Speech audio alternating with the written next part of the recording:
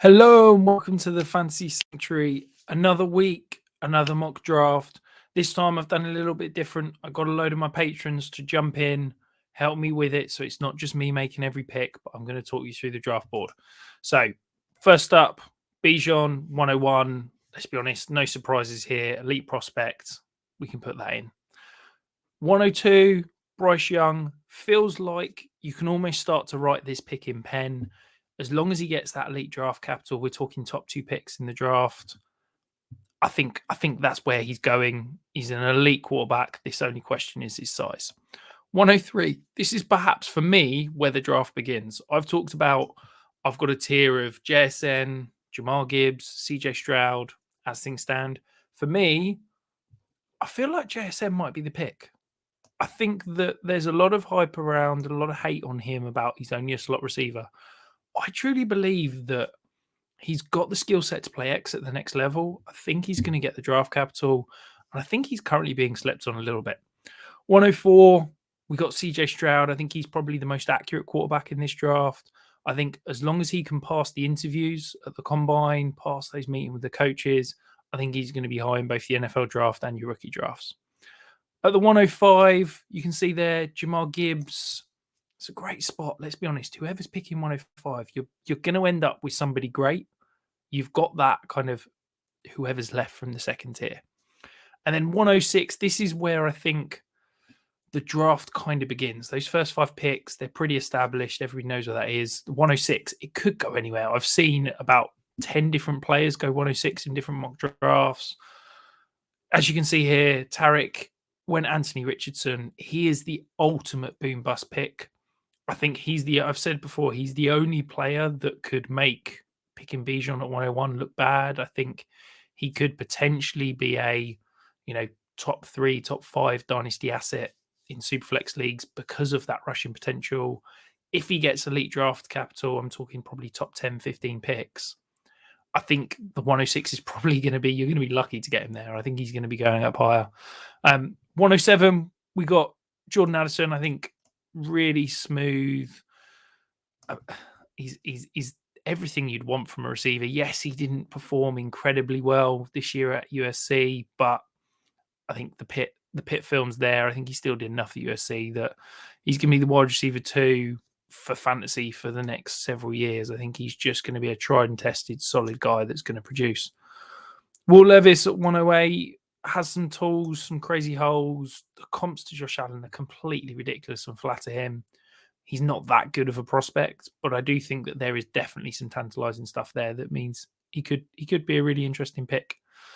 109, you can see Quentin Johnston's gone here. Again, I've seen him fly up boards. I've seen him go sort of top 6 picks.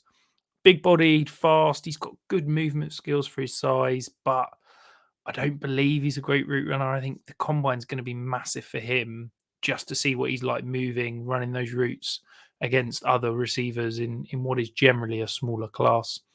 At the 110, Josh Downs, plenty to fall in love with. Will get easy separation at the next level. I just don't think the ceiling's there. I don't think he's ever going to be a true kind of difference maker for fantasy. But I think if you're looking for a solid plug and play wide receiver 3 type, that's probably what he's going to settle in at. Michael Mayer, elite prospect. I've seen a lot of hate on him recently, talking about his athleticism. Yes, it is important at the tight end position, but I think he is such a sneaky route runner, such a kind of technician that I think he needs the athleticism less than other players at the position do. But there's no doubt the combine's going to be huge. I think if he tests really well, he could be a top half of the first round pick in the NFL draft, which will push him up draft boards and rookie drafts. But I think late first in this is a tight end premium draft that we did. I think that's about right. Jalen Hyatt, again, he's someone that I've seen go 106. I know DLF rookie mock draft data is top 7 picks. I think he could be so boom bust. I think if he can answer those concerns about his size, that he's more than just a one hit wonder, one route wonder, if you want. He could translate to fantasy points because he's getting those deep downfield touches, and we know they're where the money is in terms of rookie drafts. Coming across to the 201, Kayshon Boutte. You guys should know by now, I'm a big Boutte fan. I think, yes, there's some concerns recently about draft capital, but he's an elite prospect that produced as a true freshman in the SEC. I'm not worried about a little bit deeper in my wide receivers. I think this early second round is a really interesting spot to get some draft picks. And I think if you can go and acquire them, as you'll see, these next 4 or 5 picks could be really interesting for you doing your rookie drafts. At the 202, Zach Charbonnet, I think he seems like he's getting some momentum behind him. Really smooth operator, got a lot to love.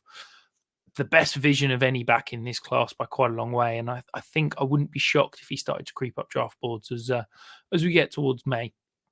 203, PFF's wide receiver 2, locked in as a first round pick, according to some people this last week. I think if he is a first round pick, there's no way you're getting him at 203 in rookie drafts. But at the moment, this is an absolute steal and a really big value.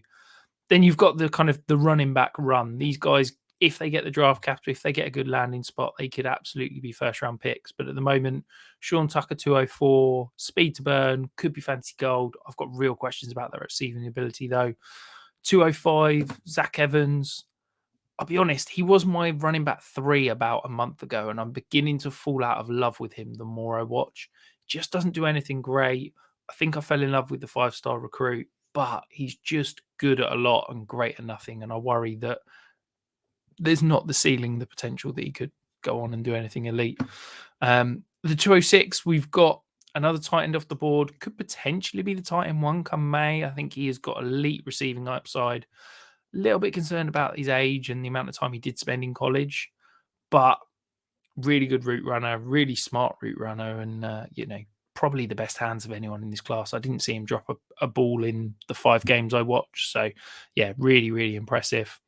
Tank Bigsby, 207, really unsexy, but just feels like he could be a solid running back 2 for years to come. Kind of very different type of player, but like a David Montgomery that you're never excited about, you don't feel great about, but he's going to give you probably running back 2 production and just kind of be a plug and play.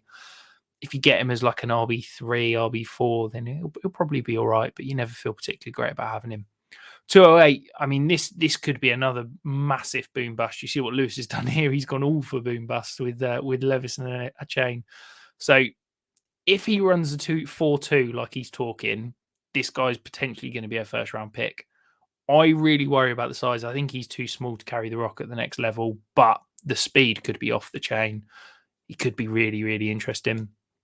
Roschon Johnson, probably my biggest question mark. Former quarterback, stuck behind Bijan, plenty of things to like on tape, but never really got much work, as you'd expect being behind Bijan Robinson. Could be a steal, could be a complete waste. We'll never know until we start to see him on the field. So yeah, I like this point of the draft to take the chance there. Marvin Mims, 210, one of my favorite players in this draft. Great route runner, can get downfield, is going to get those high value targets. I don't know. This is the point at which I don't normally like start to take wide receivers. This is where I start to transition towards those volume based positions, the running back and quarterback. But yeah, at this point in the draft, I'm fine with that. Rashee Rice, 211, highlight reel catch specialist, good separator, but ran such a narrow route tree in college that he's a lot of projection there. Ran the routes he did run well, good hands, looks good, but when you're running like 3 routes at college, it's difficult, and there is a lot of projection in terms of what you're looking at the next level. And then to round out the second pick, Tyjae Spears, explosive athlete, really agile, but worry about the 2-down workload. Could potentially, didn't show much receiving ability in college, and I'm concerned about that. As you can see, I'm not going to talk about the 3rd round, but it definitely does dry up around this 3rd round. You see, a couple of quarterbacks go, someone like Cedric Tillman. There's some flyers, but at the moment, nobody you particularly love here. I think that this feels like it's a 2-round draft and then a load of flyers because there's nobody I particularly love. Obviously, everything will change with draft capital. If some of these running backs can sneak up, you've got Eric Gray there, Kenny McIntosh. If some of those guys can sneak up into a perhaps day 2 pick in the NFL draft, then yeah, they're going to have a lot of appeal in fantasy. But yeah, for me, I think anything outside of the second round, you're just looking at pure flyers in this draft. Make sure you're liking and subscribing, guys. Going to have plenty more rookie drafts, mock drafts coming over the next weeks and months. We've got some really exciting things coming. So hit a thumbs up, make sure you're subscribing, and you'll not miss anything.